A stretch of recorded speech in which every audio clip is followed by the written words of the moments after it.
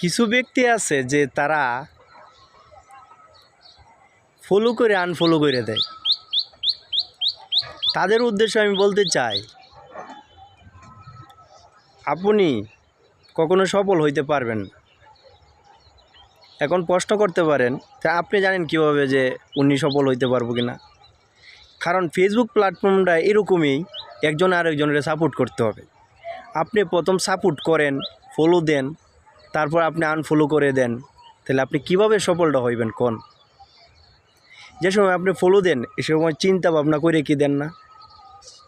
যারা ফলো উড়াইয়ে নেবেন তারা কখনোই ফলো দিবেন না, চিন্তা ভাবনা করে তারপর ফলো দিবেন যে আমি পরবর্তীতে তার ফলোটা কখনো তুলে নিব না। এই অভ্যাসটা যারা আর আছে তারা সকলেই ভালো হয়ে যাবেন, এরকম করবেন না। কারণ ফেসবুক প্ল্যাটফর্মটা আপনি কি করতেছেন না করতেছেন সকল কিছুই কিন্তু দেখতে পায়। হয়তো এখন আপনার সমস্যা হইতেছে না, হয়তো পরবর্তীতে সমস্যা হইতে পারে।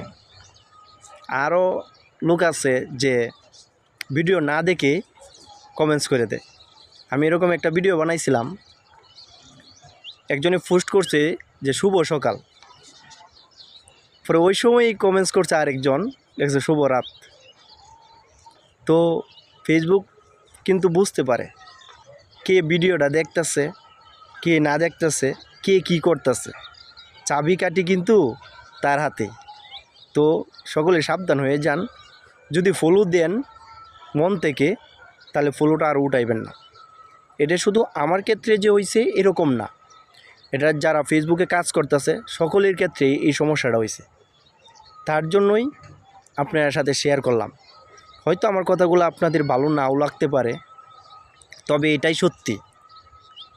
ঠিক আছে, যে কোনো ব্যক্তির সাথে আলোচনা করবেন, বলবো আমার তো ফলোয়ার এরকম ছিল, ফলোয়াররা আনফলো করে দেয়, সবার ক্ষেত্রে এরকম হয়। তো আমি যদি ফলো দিয়ে ফলো তুলিয়ে নিতে হয় তাহলে কেন আমি ফলো করব? তার জন্য সকলের কাছে রিকোয়েস্ট থাকবে, যারা যাকে ফলো করবেন ফলোটা তুলে নেবেন না।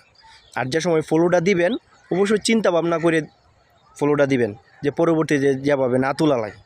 ঠিক আছে, যদি আমার কথায় কোনো ভুল ত্রুটি হয়ে থাকে ক্ষমা সুন্দর দৃষ্টিতে দেখবেন। সকলকে ধন্যবাদ।